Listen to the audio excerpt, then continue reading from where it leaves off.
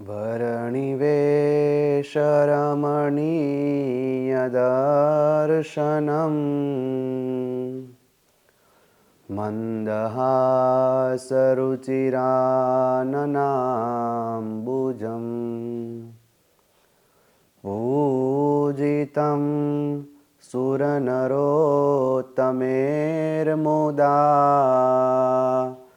धर्मनन्दनमहं विचिन्तये। बोलो स्वामीनारायण भगवाननी जय। વાલા ભક્તો, સર્વેને હેતથી જય સ્વામિનારાયણ. મહારાજના આપેલા વરદાનોની આપણે કથા સાંભળીએ છીએ. તો નિષ્કુળાનંદ સ્વામીએ ભક્ત ચિંતામણીમાં લખ્યું કે મહારાજ પોતાના ભક્તોને એમ કહેતા, સ્વામી રામાનંદજીની પાસે માગી લીધું છે પોતે હુલ્લાસે, કહે સતસંગી નામ કહેવાય, કોઈ રીતે એ દુઃખી ન થાય, એનું આવે અમને એ દુઃખ, એહ ભોગવે સદાય સુખ, તે વચન વાલે સત્ય કીધું, સર્વે સત્સંગીને સુખ દીધું. રામાનંદ સ્વામીની પાસે મહારાજે જે વરદાન માગેલા, એ વરદાન મહારાજે પોતાના ભક્તો માટે માગેલા. અને આ ઉપરથી કહેવાય કે મહારાજે સર્વે સત્સંગીને સુખ દીધું. અને આજે પણ આટલા વર્ષોના વાણા વાઈ ગયા છતાં સર્વે સત્સંગી એ સુખ ભોગવે છે. હા, ઘણી વખત એવું થાય કે ભગવાનના ખરા ભક્ત છે છતાં પણ એને દુઃખ આવે છે. એનું કારણ શું? એણે ભજન કર્યું હોય, ઘણું બધું ભગવાનને અર્થે અર્પણ કર્યું હોય, ત્યારે ગુણાતીતાનંદ સ્વામીએ તો ત્યાં સુધી કહ્યું કે ભગવાનના ભક્તને દુઃખ છે ને એ ભગવાન થકી નથી આવતું, પરંતુ જે આ સંસારના તુચ્છ પદાર્થ માટે કે પોતાની તુચ્છ ઈચ્છાઓને પૂર્તિ કરવા માટે આજ્ઞાનો લોપ કરે છે, એને કરી અને દુઃખ આવે છે. બાકી મહારાજ તો અઢળક ઢળ્યા છે. એક વખત મહારાજ વડતાલમાં ફૂલદોલનો ઉત્સવ કરવા માટે પધાર્યા. જ્ઞાન બાગમાં આપણે જાણીએ મહારાજ કેટલા બારણાના હિંડોળે? 12 બારણાના હિંડોળે ઝૂલેલા હતા. પછી મહારાજે રાજી થઈ અને જોબન પગીએ ઉત્સવ કરાવેલો. એટલે કીધું, જોબન પગી, તમે અમારી પાસે વરદાન માગો, જે માગશો ને એ અમે આપીશું. એટલે જોબન પગીએ મહારાજને દંડવત કર્યા, પાઘડી ઉતારીને મહારાજના ચરણે મૂકી અને આમ ગદગદ કંઠે થઈ ગયા. હાથ જોડી આંખમાં અશ્રુ સાથે મહારાજને પ્રાર્થના કરી કે મહારાજ, મારે તો બહુ મોટો પરિવાર છે, પુત્ર પરિવાર છે, ભાઈઓ સર્વે મારી આજ્ઞામાં રહે છે, ખેતીવાડીની ઉપજ ખૂબ છે. આ લોકનું તો મહારાજ ખૂબ માયક સુખ ભોગવું અને હજી પણ ભોગવું છું. પણ મહારાજ, જ્યારથી મેં તમને ઓળખ્યા, તમારો આશરો કર્યો, ત્યારથી તો મારું કલ્યાણ થઈ ગયું છે. પણ પ્રભુ, હવે તો મારે આ લોકમાં તમારી પાસે માગવા જેવું બીજું કશું વધ્યું નથી. આમ નમ્રતાથી મહારાજને કહ્યું અને વળી પાછા આગળ વાત કરી, બાપજી, હે પ્રભુ, આ ચરોતર દેશમાં નહીં પણ સાબરમતી નદીથી માંડી અને પૂના પંચગીની સુધીની પ્રજાને મેં ગમરોળી છે, મારી છે, લૂંટી છે, રંજાડી છે. અરે આ ચરોતર દેશની અંદર તો કોઈ બાળક છે એ રડતું હોય, તોફાન કરતું હોય ને એની મા એમ કહે કે જો જોબન આવ્યો, તો રડતું બાળક છાનું રહી જાય. આવી મહારાજ મારી ધાક. નાના મોટા કેટલા માણસોને મહારાજ મેં 4 દશકા સુધી હેરાન કર્યા છે. માટે પ્રભુ, પણ આજ તમે રાજી થયા છો. મેં આટલું કર્યું છતાં પણ તમે મને સુખીઓ કર્યો. પણ પ્રભુ, આજ તમે મને વરદાન માગવાનું કહો છો તો પ્રભુ તમારી મોજ ખાલી ન જાય ને.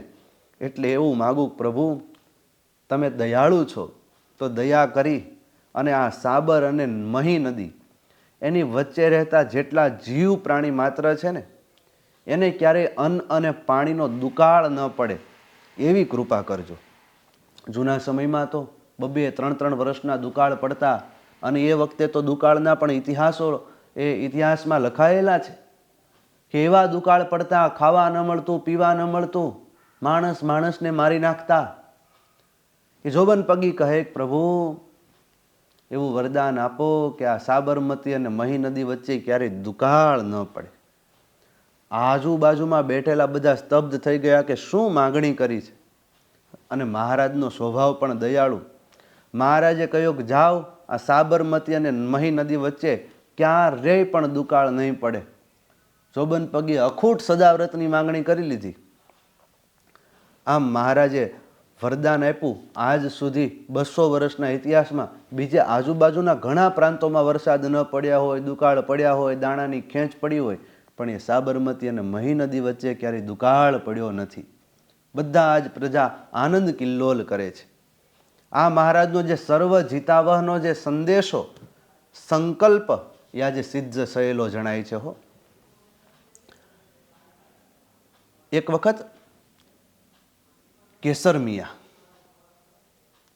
ખરેખરા મહારાજના ભક્ત હતા. એ વઢવાણના કારભારી ભાણજી નામે કરીને હતા, એમની સાથે ધ્રાંગધ્રા ગયેલા. બરોબર, એ કેસર મિયા ને ભાણજી ને બધા બેઠા હશે ને એ વખતે કોઈ એક વ્યક્તિ ત્યાં આવે છે. ગળામાં કંઠી, કપાળમાં તિલક ચાંદલો. સ્વામિનારાયણ ભગવાનનો ભગત નહીં પણ ખોટો ડોળ કરીને આવ્યો. અને કેસર મિયાની પાસે આવીને કહે કે કેસર મિયા, મારે તો ગઢડે મહારાજના દર્શન કરવા જવું છે, માટે ખર્ચી માટે મને 2 રૂપિયા આપો, વાપરવા માટે રસ્તામાં કંઈ ખર્ચો થાય, એટલે 2 રૂપિયાની માગણી કરી. હકીકત આ સાથે પેલો જે કારભારી હતો ભાણજી, એને સ્વામિનારાયણ ભગવાન પ્રત્યે દ્રોહ બુદ્ધિ. એટલે આમ પેલો જે વ્યક્તિ આવેલો એણે કીધું ને મારે ગઢડે સ્વામિનારાયણના દર્શન કરવા માટે જવું છે, માટે કેસર મિયા 2 રૂપિયા આપો. એટલે પેલા ભાણજીએ લાગ જોઈને ઓલાને કીધું કે સાંભળ, તું સ્વામિનારાયણને ગાળ દે ને તો તને હું મુઠ્ઠી ભરીને રૂપિયા આપું. આ કેસર તો તને 2 રૂપિયા આપશે, પણ હું તને મુઠ્ઠી ભરીને રૂપિયા આપું. એટલે રૂપિયાથી લોભાઈને ઓલો ગાળ દેવા માટે તૈયાર છો. કેસર મિયા બાજુમાં બેઠા હતા. અને એક સુરવીર ખરેખરો ભક્ત એ જ કહેવાય કે જેનાથી પોતાના ઇન્દ્રિયો, અંતઃકરણ તો થર થર કંપે, પણ પોતાના ઈષ્ટદેવ કે પોતાના ગુરુ એને વિશેનું નબળું વચન પણ સાંખી ન શકે. અને મહારાજે પંચાળાના વચનામૃતમાં પણ કહ્યું કે ક્યાં ઠેકાણે માનીપણું સારું ને ક્યાં ઠેકાણે નિર્માનીપણું સારું. તો મહારાજે પણ ત્યાં કીધું કે પોતાના ઈષ્ટદેવ કે ગુરુનો કોઈ દ્રોહ કરતો હોય ને ત્યારે તીખા બાણ જેવું વચન મારવું. કેસર મિયા તો પોતે એક રાજાના એક સેવક હતા. એણે કીધું કે જો બોલ્યો છો, અને સ્વામિનારાયણ ભગવાનના તો એ અનન્ય આશ્રિત, કીધું કે તારું ગળું કાપી નાખીશ. પરંતુ ઓલા એ ભાણજી હતો ને કારભારી, એણે વધારે કંઈક લાલચ આપી. અને ઓલાને તો પૈસાની લાલચ હતી. એ થોડો કાંઈ ભગત હતો. નાટક કરવા માટે કંઠી અને તિલક ચાંદલો કરીને આવ્યો હતો. સત્સંગી થવું તો શૂરવીર અને સાચા સત્સંગી થવું. નહીતર ઘણી વખત તો તિલક ચાંદલો ને કંઠીનો ઉપયોગ ઉતારા લેવા માટે થતો હોય, મંદિરોમાં સારી વ્યવસ્થા લેવા માટે કરી નાખતા હોય. પણ નહીં, સાચો ભક્ત તો શિરને સાટે શ્રીજી મહારાજને રાજી કરવા માટે સત્સંગ રાખતો હોય છે. ભાણજીએ ઓલાને વળી પાછો વધારે આપવાની લાલચે પ્રેરો, એટલે ઓલો છે એ સ્વામિનારાયણ ભગવાન પ્રત્યે ગાળ બોલ્યો. એટલે તરત કેસર મિયાથી તો રેવાડું નહીં, એના તો રૂવાડા સમસમ બેઠા થઈ ગયા. અને મૂઠ હોતી તલવાર છે ને એ પેલાના માથા ઉપર મારી. અને બરોબર પેલો જે માણસ હતો મ્યાન હોતી તલવાર મારી એટલે એ તો પડી ગયો. એટલે ભાણજીએ રીસ ચડી કેસર મિયા ઉપર. એટલે ત્યાંના વઢવાણના જે રાજાના જે મહિલા હતા, રાણી, એ બધું સંભાળતા હતા. એટલે એને વાત કરી કે પેલો તો કેસર મિયા એ આવી રીતનો છે, એટલે એને આપણે કાઢી મૂકવો છે. કેસર મિયાએ વાસ્તવિક વાત કરી હશે. એટલે પેલા રાણીબા હતા ને, એમણે કહ્યું કે તું તો 3 પેઢીથી અમારો કારભારી છો, અમે તને નહીં કાઢીએ અને હું એને કહી દઈશ એ તને કશું નહીં કરી શકે. વળી પાછા કેસર મિયા છે એને નોકરીમાં રાખ્યા. પણ બરોબર થયું એવું કે એક વખત વઢવાણનું મહાજન ક્યાંક જતું હશે ને એની પાછળ વાર ચડી. એટલે વાર ચડીને એટલે આ કેસર મિયા આદિ કેટલાક એ વઢવાણના જે રક્ષકો હતા એ વઢવાણના નાગરિકોની મહાજનોની રક્ષા કરવા માટે પેલી વાર ચડી હતી, લૂંટવા માટે પાછળ આવતા લોકો એની પાછળ પાછળ ગયા. પણ ઓલા લોકો એટલા બધા ઘોડા તોડાવીને આગળ નીકળ્યા કે ગઢપુરથી પણ આગળ નીકળી ગયા. વળતા પાછા આવતા હતા ને એમાં ગઢડા આવ્યું. એટલે કેસર મિયાની સાથે હતા ને એટલે બીજા અશ્વારોએ કીધું કે કેસર, અહીંયા તો તારા સ્વામિનારાયણ ભગવાન છે તો તું એના દર્શન કરવા માટે જઈશ ને? કેસર મિયા કે હા, મારા ઈષ્ટદેવ અહીંયા રહે છે, હું એના દર્શન કરવા માટે જઈશ. અને સાચા ભક્ત પણ એને કહેવાય હો. એ મંદિરેથી નીકળ્યા હોય તો મંદિરમાં અંદર દર્શન કરવા માટે જાય. કોઈક મોટા મોટા સ્થાને અહીંથી ગામડે જતા હોય કે ગામડેથી શહેરમાં આવતા હોય, મહારાજનું પ્રસાદીનું સ્થાન આવે ને તો ભક્તના હૈયામાં એવી ભાવના થાય કે ચાલો મંદિર છે તો દર્શન કરી આવીએ, પ્રસાદીનું સ્થાન છે તો દર્શન કરી આવીએ.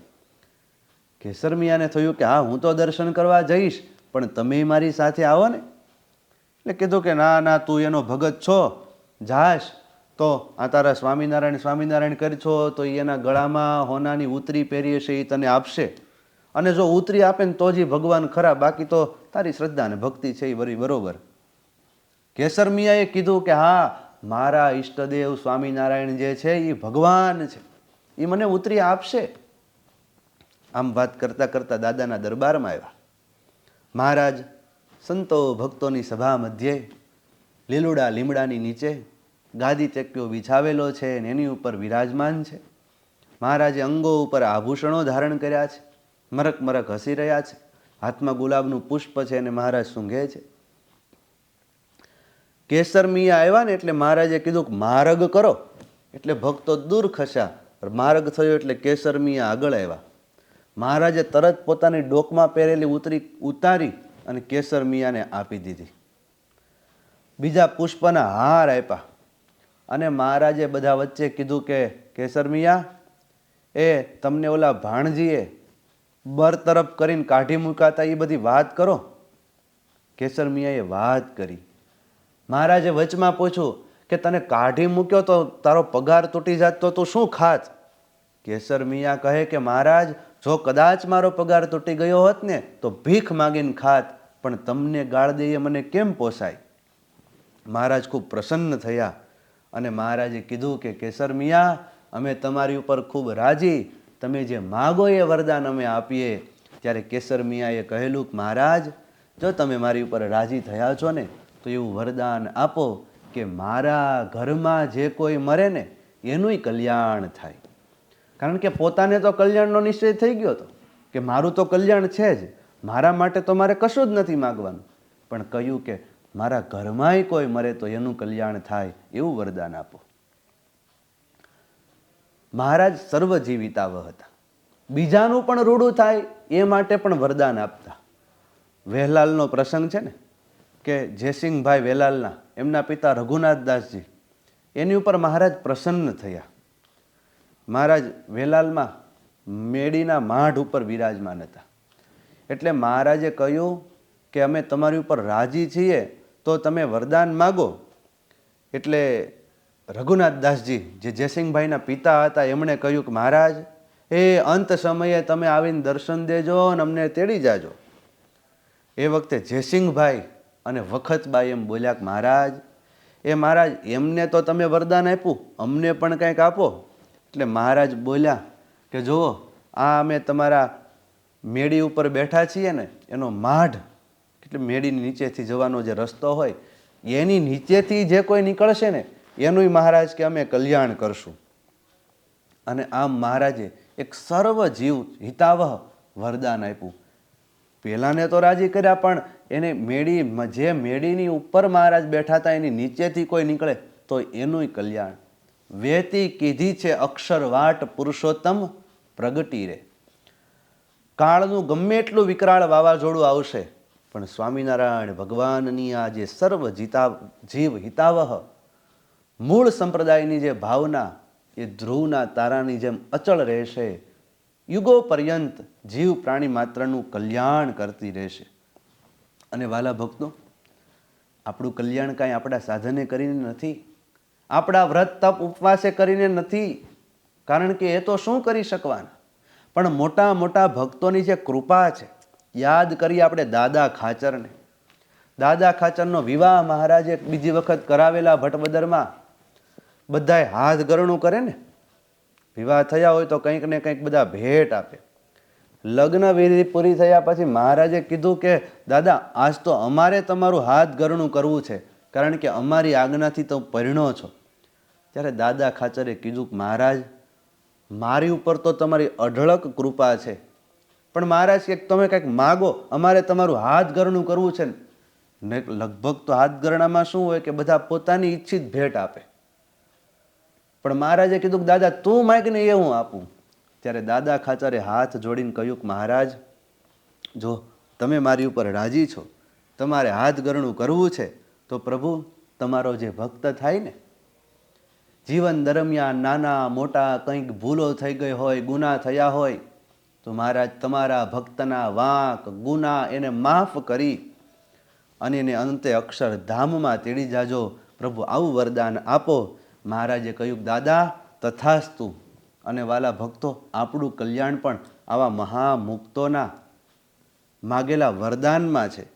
ત્યારે મહારાજની પાસે પણ ભક્તો એવી જ માગણી કરેલી ને, મહાબળવંત માયા તમારી, જેણે આવરિયા નર નારી, એવું વરદાન દીજીએ આપે, એહ માયા મને ન વ્યાપે.